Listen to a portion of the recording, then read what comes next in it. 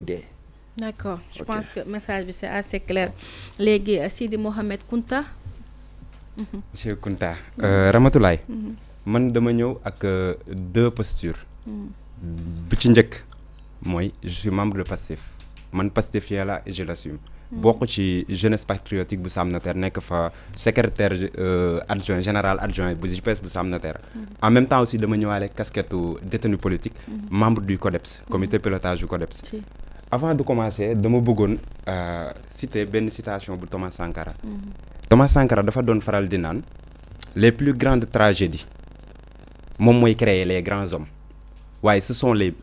ngeen baal ma ci kàddu gi parce que xale la am na kàddu yoo xam ne ko génne mais dinaa ko génne parce que un chat faut l'appeler un chat. mu ne les plus grandes tragédies créent les grands hommes mais ce sont toujours les minables qui les créent qui les provoquent. Je cite Thomas Sankara. Bi mu koy wax xalaatuñ ni woon dinañ toll période boo xam ne nii un jeune comme man Macky Sall ak ñi mu àndal mag ma aller retour man ma am audace di leen xoolee bët boobu noonu ndax lan dañu am chronologie boo xam ne nii il faut que sénégalais yi fàttaliku ko avant que ñuy waxu détenu politique dafa am yu jotoon a xew ci réew mi. En 2021 y a eu des morts kenn waxu ci. mu am des arrestations mais arrestations yoo amoon 2021 est-ce que am na koo xam ne nii dañ ko arrêté ba pare yóbbu ko correctionnel non amul. En 2021 ñu jàpp yëpp à la limite boo fa defee 2 semaines on te libère parce que nax lan parce que boobu justice mi ngi doon am ci réew mi parce que nax lan boobu njortuñu ni woon am na un gars boo xam ne nii il s'appelle Ousmane Sonko et que sénégalais yi la plupart des jeunes jox nañ ko bopp jox nañ ko nopp aussi. ñu commencé di teg seeni planning. di commencer di charger le gars ba ñun tamit en tant que ay nit en tant que jullit en tant que sénégalais ak panafricain ba pare gëm suñu bopp ba pare gëm li Ousmane Sonko di wax ñu taxaw défendre ko léegi man bu ma ñëwee léegi bu ma génnee ci chronologie boobu man ma ñëw ci sama propre chronologie man comme presque la majorité de tous les pastefiens amuñu woon carte membre bokkuñu woon Pastef man ba may rejoindre sympathisant lañ tout court mais Macky Sall on va dire la vérité telle qu'elle est. Macky Sall fait partie de ceux qui ont créé Sonko. Gis nga yenn saa yi nit di nga ko xeex foog ni yaa ngi koy néewal doole yàlla di ko yokk acharnement bi ñu doon def sur le gars moom moo defar gayan bi moom moo defar suñu leader. Léegi gis nga 2023 juillet 2023 jour anniversaire Ousmane Sonko. Je rappelle que période boobu noonu déposé nañ au minimum 4 autorisations wu def benn defe naa lii lañ bëggoon lancer non pas manifestation cérémonie d'investiture lañ bëggoon lancer le 15 juillet. Par la suite xam nga fan lañ mujjee préfet foo dem ñu refuser la on a décidé de faire benn manifestation boo xam ne nii mooy comme on le faisait à l'époque fëgg bool. Man période boobu noonu à l'époque la rejoindre officiellement Pastef concert de casserole merci As concert de casserole période boobu exactement la rejoindre Pastef. Léegi bi ma rejoindre Pastef le 15 le 29 je pense ou le 30 ci la arrestation Ousmane Sonko am arrestation boo xam ne nii c'était dû à quoi c'est que parfois bu neexee tey ñenn ñi toog ci ay plateau télé wala certains sénégalais ñi nga xam ne ni nañ ma bal ci kàddu gi encore une fois de faible tête am audace taxaw di naan li ñuy def jamono ji du yoon c'est que dañoo fàtte démb dafa amoon te c'est un passé très récent passé bu très récent la man bi ñu may arrêté le 29 amul benn police wala structure policière boo xam ne nii judiciaire boo xam ne yaa ngi ci réew mi boo xam ne nii mën nga ma génneel une seule preuve buy wane que ni man j'étais en train de manifester à l'époque quand on m'a attrapé dëgg la je l'assume je fais partie de Pastef te dama xeex ba xeex jotee mais gis nga li ñu doon def c'est pas interdit encore une fois d'accord il est bien de dire que taxaw ci tali taal pneu wala faire ce genre de truc ku mu neex taxaw ne baaxul d'accord loolu on va dans le domaine de l'idéologie ku nekk ak li nga gëm. En France je rappelle en France récemment ay manifestations aux femmes waxuma la Auchan de ñun ay Auchan la ñuy wax. En France y a eu des dégâts d'énormes dégâts nañ ma citel 5 morts yu am France diggante Emmanuel Macron ba mu faloo ak léegi. wala des arrestations yoo xam ne dañoo viser article 80 mais grand as ku ko xool viser ko article 80 naan ko acte de nature à compromettre la sécurité de l'État xel nanguwu ko. biñ may arrêté dañ ma fekk fu may jëlee oto encore une fois. xam nga ban motif lañ ma gën a collé je détenais ma carte de membre Pastef xam nga policier lan lañ ma doon wax à l'époque bi ñu ma arrêté le 30 juillet lendemain bi ñu arrêté Pros yow yaay jiite booy man maay diriger booy yi doon manifester au nom de quoi parce que yor naa carte membre Pastef sama grand frère je l'avais rappelé à l'époque sama grand frère fi ñu ma arrêté ak fi mu dëkk c'est même pas à 100 pas j'ai insisté mais xam nga lan lañ njëkk a def tata mbéj lañ ma njëkk a def ba ma juddoo ba ni ma toll nii musuma tooñ doomu aadama ba nga am sañ-sañu jàkkaarloog man dóor ma te jëflanteewu ma ak yow mbéj wallahi azim wa rabbul kaaba mbéj lañ ma njëkk a def mais bu yemoon ci mbéj mu neex mais tata t'imagines même pas humiliation bu tolloog nga jàkkaarloog sa moroomu góor mu leer na ni yow nombal tànk bi nga am nii muy agent judiciaire bi nga doon policier bi nga doon bokk naa ci lu tax nga doon ko pour lan benn pour arme ñaar pour lan pour bu ma nekkulee ci yoon nga teg ma ci yoon mais mënoo maa fekk ci mbedd man may fay sa salaire nga yëkkati sa loxo teg ma ko humilier ma juste parce que ndax lan parce que je détiens une carte membre de Pastef nga jëlee ma foofu yàpp ma ci oto biir oto bi maa ngi fa fekk 3 personnes un gars boo xam ne nii c'est un gros dañ ko fa fekk moom ci biir laa ko fekk mais le gars dañ koo amoché on l'a tellement battu que man ba mu duggee wallahi lazim dama tiit te encore nekkul auto police bu réglementaire bi moo ma jàpp ñi ma jàpp amul ku ci sol tenue aucune ci ñoom aucune personne d'entre eux te police unité 15 la amul ku ci sol tenue ci ñoom pick-up bu blanc lañ yoroon à l'époque yéen a ngi doon dégg coowal pick-up yi pick-up bu blanc lañ yoroon ma fekk fa 2 personnes lu tax nga ne jàppoon kii ne ay nervi lañu parce que seen accoutrement seen comportement dañoo doxe ni woon doxee ni policier wala lan moo tax xam nga parfois du ma bëgg di dem di avancer trop ci loo xam ne ni maîtriser wu ma ko parce que déjà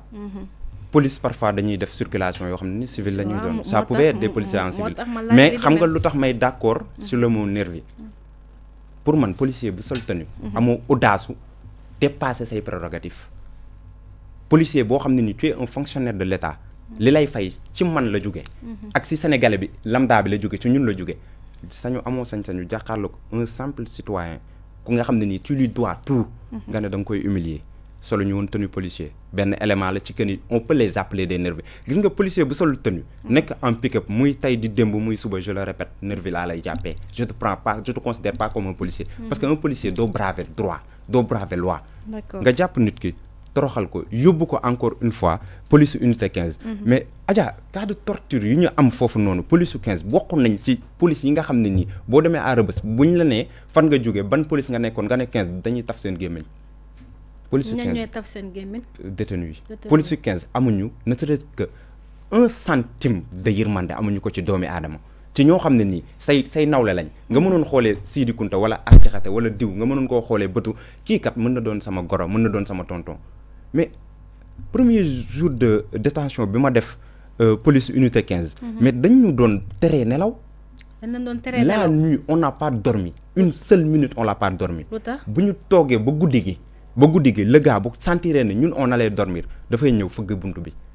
bu ñu def réaction le gars il ouvre la porte wallahi azim rangé loon nañ ñu toog loo ñu paqueté comme ni ñu koy defee Rebeuss kànnaar bi mu tijjee porte bi war rabbul kaaba moom la jël di ko dóor suñu bopp yi kànnaar bi si jëm boppam ku ci nekk ci ñun sa yére ba ngay jóge police unité 15 dañ ko changé pendant 3 jours on a subi ça et le pire mooy lan lundi bi ñu waree dem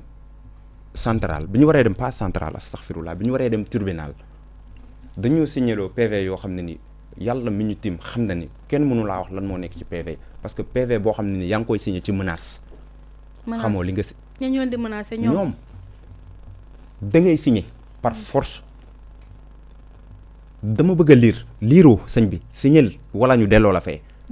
delloo war la ci kaas ban kii war la ngeen baal ma ci kàddu gi defaat la comme ñoom niñ koy defee humilier war la encore une fois humilier du genre dóor humilier du genre léegi humilier dafa kii torturer la tout court torture gis nga baatu torture sax wallahi pour man dafa léger trop par rapport à ça parce que ñoom ñooñu noonu je le dis haut et fort wallahi azim gënuñu doon ay xale gënuñu doon ay patriote bu fekkoon ne loolu ci mbedd la ñu nekk nga def ma ko barki laa ilaha illallah dootoo ko defati illaa yawmi din parce que ëppoo ma doole ëppoo ma sañ-sañ tenue bi lañ doon xool moo tax yenn actes yi mënuñu ko woon def loolu moo fi xew entre 2021 ba 2024 sénégalais yi nga xam ne nii nag dañoo fàtte chronologie histoire boobu noonu bu leen neexee tey loolu démb la yàggul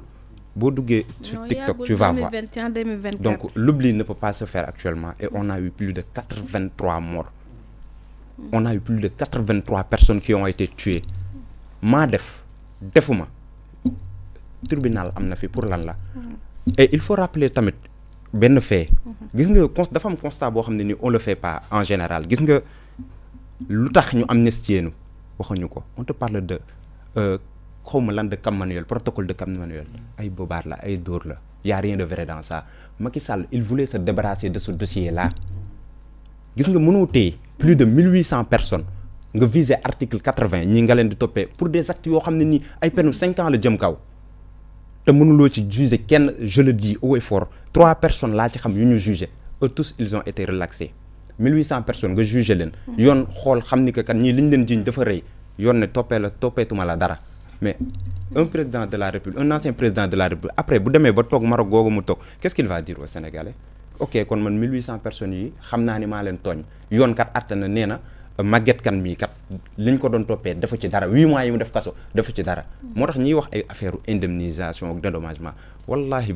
il faut vraiment être de petite tête pour être contre ça gis nga justice bu la waree réparer doyen as justice bu la waree réparer wallahi on va pas parler de 500 000 moo tax je l'avais dit au début sur la RFM ngeen baal ma ci jàllale boobu je l'avais dit ma ne leen c'est pas 500 000 francs qui va régler le problème ce problème là c'est pas un problème de 500 000 c'est un problème judiciaire on n'a pas peur d'aller en justice nous n'avons pas peur de ça mooy seen choix mooy suñu choix d'accord léegi pour revenir ak sa jaajaa googu yow tu as fait combien de temps yow ñaata temps nga def Rebeuss def naa fa 8 mois 8 mois 8 mois comme Maguette Kane comme As ñoom pratiquement ñoo bokk même période bi ñu arrêté 8 mois waaw 8 mois waaw 8 mois pour un jeune boo xam ne nii yaa ngi nekkoon ci say activité nekkoon ci sa vie organisé woon sa vie bon c'est quelque chose boo xam ne sax ça me permet de me remercier wala ñi nga xam ne nii ils m'ont vraiment soutenu c'est pas le parti nag c'est pas le parti qui m'a soutenu man personnellement Pastef Guédiawaye laa bokk bi ñu ma arrêté pas une seule fois laa la wax un représentant de Pastef Guédiawaye ñëw xool sunu kër un représentant de Pastef Guédiawaye ñëw xool sama yaay un représentant de Pastef Guédiawaye xool ci lan la ñu nekk sama yaay moo débrouillé elle s'est débrouillée toute seule avocat lijjanti ak yi muy lijjanti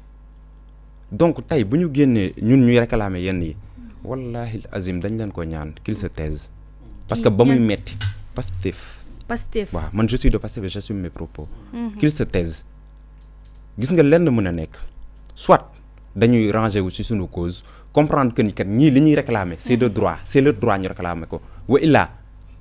ñu noppi mais mënoo def comme le genre de Fadilou Keïta toog ci ay plateau tu nous sors des âneries naan ñu ay moo ex-détenu bëggum gis nga yooyu moo fi war a jeex ñun ak ñoom démb la woon koo ci yëkkati woon sa téléphone un simple message il te répondait léegi nag tey du neex rek le pouvoir nag rend fou tey du neex rek ku ci nekk bëgg a toog sa coin lu la neex nga wax. yéen da ngeen jàpp ne leen écarté wala. ba totalement c'est pas que tuuti de. mais totalement. gisatoo leen seen bopp. gisatuñu suñu bopp ci Pastef ni avant ni maintenant non avant si. avant quand il faisait vraiment chaud nga xam ni dëkk bi bon 5 personnes sur 10 nanguwoon génn. kenn xalaatu ko woon. ba ñun ñoo jëloon risque boobu noonu koo ci message woon il te répondait.